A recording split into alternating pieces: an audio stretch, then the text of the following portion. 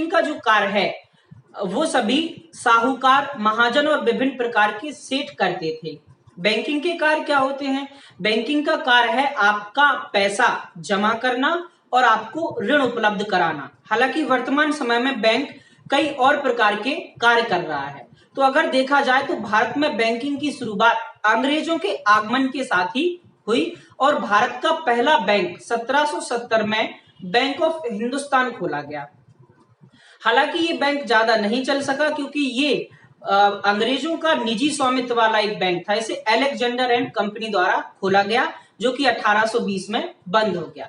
तो आइए शुरू करते हैं। भारत में पहला बैंक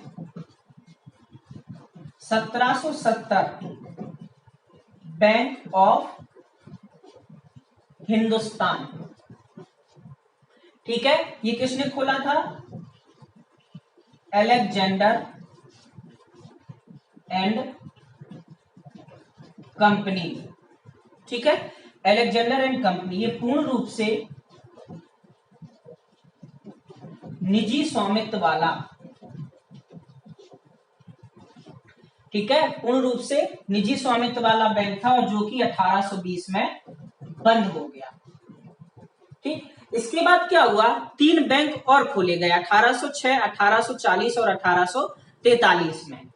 तो 1806 में खोला गया bank of Bengal, 1840 bank of Bombay, 1843 bank of Madras, ठीक है। ये जो तीनों बैंक हैं ये कहलाते थे प्रेसिडेंसी बैंक। क्या कहलाते थे? प्रेसिडेंसी बैंक, ठीक है। इसके बाद क्या हुआ? ये जो तीनों बैंक थे इसके बाद 1865 में खोला गया इलाहाबाद बैंक। इलाहाबाद बैंक में पूरा जो पैसा है वो विदेशी धन लगा था, ठीक। इसके बाद 1881 में खोला गया आपका अवध कॉमर्शियल बैंक जिसमें कुछ पैसा भारतीयों का लगा था। आगे चल के 1894 में खोला गया पीएनबी जो कि पूर्ण रूप से पहला भारतीय बैंक था। तो 2-3 बातें वो लिख लेते हैं हम लोग। 1865 खोला गया था इलाहाबाद बैंक, पूरा पैसा विदेशी। 1881 अवध कमर्शियल बैंक, कुछ पैसा भारतीयों का। और 1894 पीएनबी पहला पूर्ण रूप से भारतीय बैंक, ठीक है। तो ये बैंकिंग के कुछ प्रारंभिक चरण थे। इसके बाद क्या हुआ? 1894 के बाद और भी कई सारे बैंक इसके बीच दरमियान खोले गए थे, लेकिन क्या हुआ 1913 से लेकर 1917 का जो बीच है वो भारत में बैंकिंग संकट कहलाता है। बैंकिंग संकट क्यों कहलाता है? क्योंकि इस समय क्या हुआ, ये जितने भी बैंक खोले जा रहे थे इनमें अंग्रेजों की दखलंदाजी ज्यादा थी। तो भारतीयों को कहीं ना कहीं मन में ये असंतोष था कि कहीं हमारा पैसा डूब ना जाए। तो 1913 से लेकर 1917 के बीच भारतीयों ने बहुत तेजी से अपना पैसा निकालना शुरू किया। तो 1913 से 17 के बीच को भारत में कहा जाता है बैंकिंग संकट। उसी बैंकिंग संकट से निपटने के लिए ये जो प्रेसिडेंसी बैंक थे 1921 में इन्हें बना दिया गया इंपीरियल बैंक। आगे चल के इसी इंपीरियल बैंक का राष्ट्रीयकरण किया गया 1955 में, जो कि आगे चल के क्या बना था? एसबीआई। आइए जानते हैं आगे। इतने के बाद क्या हुआ? 1913 से 17 का बीच वो लिखते हैं हम थोड़ा, आपको डेट अच्छे से याद करनी है। वनडे एग्जाम में सीधा प्रश्न पूछ लिया जाता है इन्हीं से।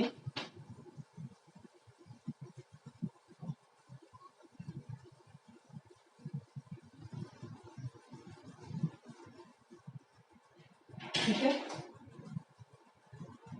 तो 1913 से 1917 का जो समय है भारत में क्या कहलाता, बैंकिंग संकट। ठीक। 1921 में क्या किया गया, इंपीरियल बैंक बनाया गया। इंपीरियल बैंक किसको बना दिया गया था, प्रेसिडेंसी बैंकों को। ठीक। अब देखिए क्या हुआ, जो इंपीरियल बैंक है वो एक वाणिज्यिक बैंक होने के साथ साथ भारत में केंद्रीय बैंक की भूमिका भी निभा रहा था इस समय। लेकिन ऐसा नहीं हो सकता कि कोई एक बैंक वाणिज्यिक बैंक भी हो और केंद्रीय बैंक की भूमिका भी निभाए। इसी को देखते हुए 1934 में हिल्टन यंग समिति की सिफारिश पर आरबीआई एक्ट पारित हुआ और इसी आरबीआई एक्ट के तहत आपकी आरबीआई की स्थापना हुई, जो कि भारत का केंद्रीय बैंक है। तो इसको हम लोग लिख सकते हैं वाणिज्यिक तथा केंद्रीय बैंक की भूमिका निभाई। कब तक निभाई, 1934। 1934 में क्या हुआ,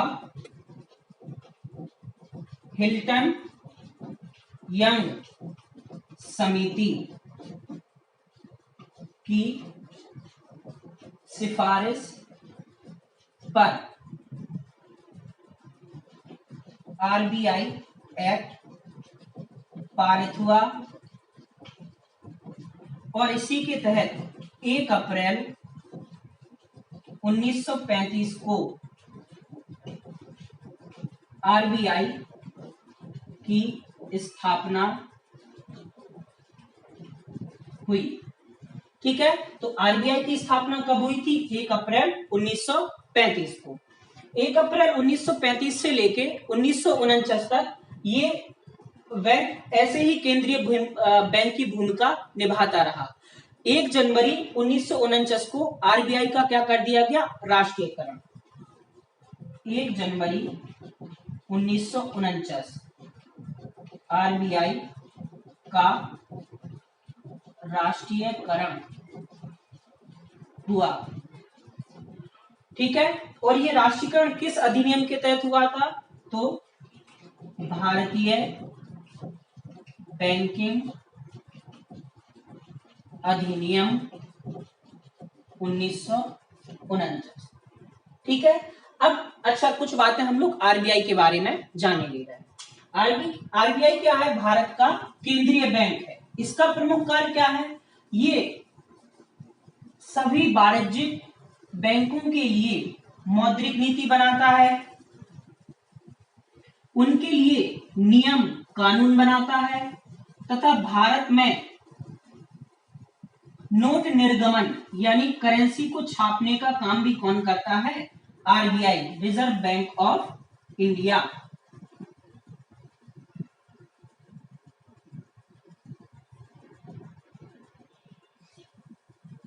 ठीक है।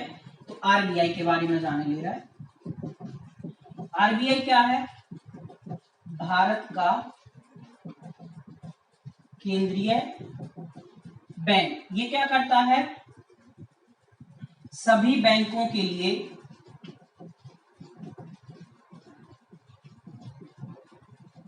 नियम कानून तथा मौद्रिक नीति बनाना। दूसरा, भारत में करेंसी छापना। ठीक। अब करेंसी छापने के लिए आरबीआई क्या करता है, अपनी न्यूनतम निधि पद्धति का प्रयोग करता है। तो रुपए छापने के लिए आरबीआई अपनी न्यूनतम निधि पद्धति का प्रयोग करता है। ये न्यूनतम निधि पद्धति कब अपनाई गई? 1957। ठीक, ये न्यूनतम निधि पद्धति क्या होती? इस पद्धति के तहत आरबीआई नई करेंसी तभी छाप सकता है जब उसके पास 200 करोड़ रुपए की संपत्ति होगी। इस 200 करोड़ रुपए में उसके पास 115 करोड़ रुपए का सोना तथा 85 करोड़ रुपए नगद होने चाहिए। तो न्यूनतम निधि पद्धति क्या है? 200 करोड़ की संपत्ति होने पर ही आरबीआई पैसे छाप सकता है। ठीक है, इस 200 करोड़ में क्या क्या होना चाहिए? 115 करोड़ का सोना तथा 85 करोड़ नगद। ठीक है, तो ये कुछ बातें हो गई आरबीआई के बारे में। अब क्या है, जो हम लोग इंपीरियल बैंक पढ़ते आ रहे थे उसका राष्ट्रीयकरण कर दिया जाएगा 1955 में। तो आइए उसके बारे में देखते हैं।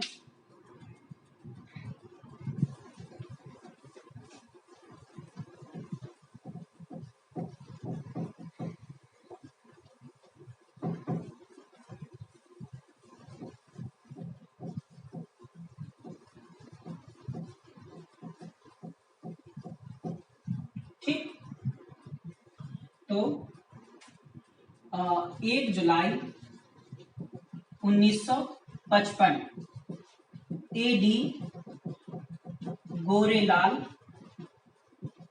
समिति की, सॉरी गोरेबाला समिति की सिफारिश पर इंपीरियल बैंक का राष्ट्रीयकरण हुआ और इसे क्या बना दिया गया? एसबीआई बना दिया गया।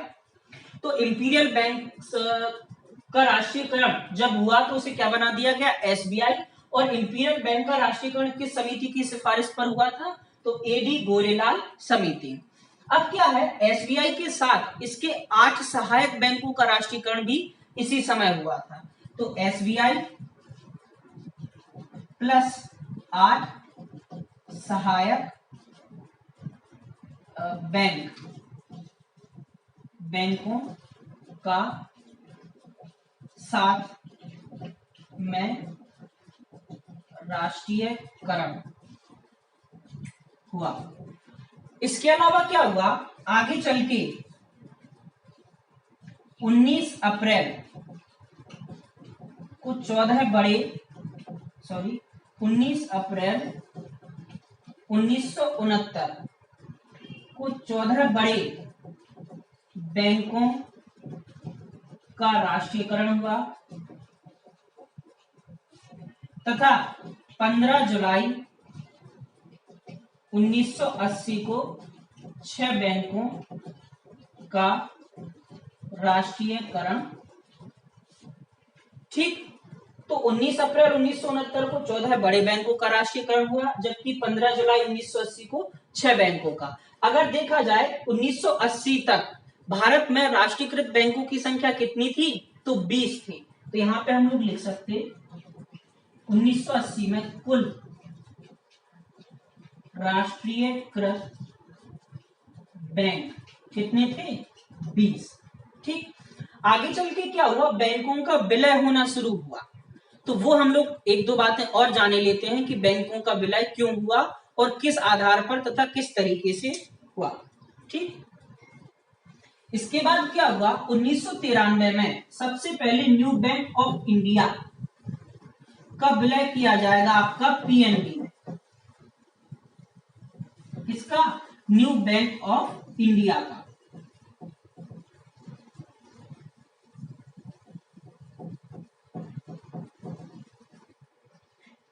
ठीक है,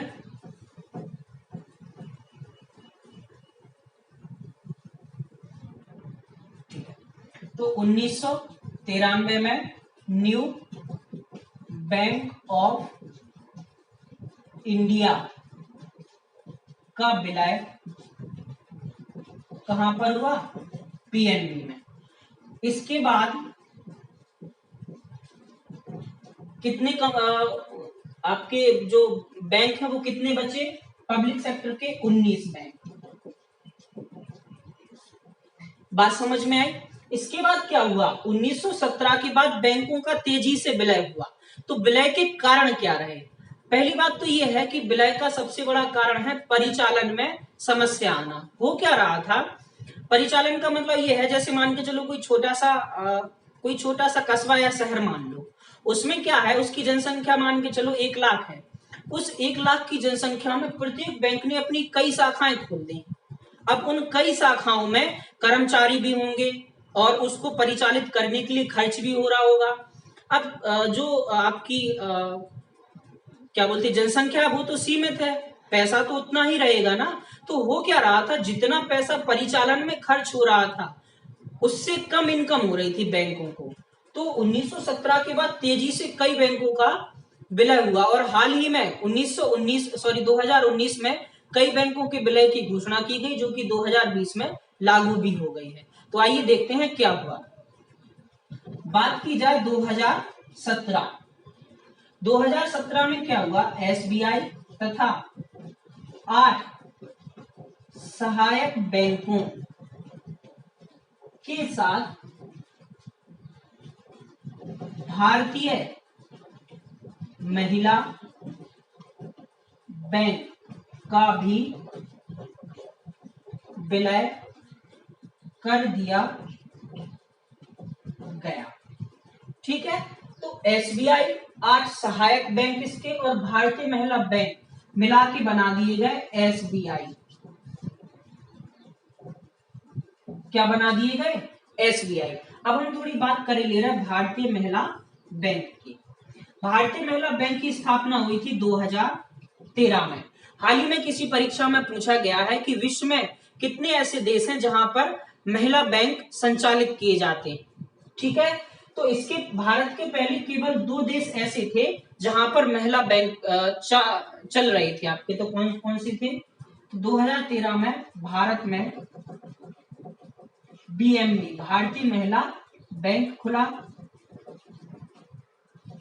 भारत से पहले इजराइल तथा पाकिस्तान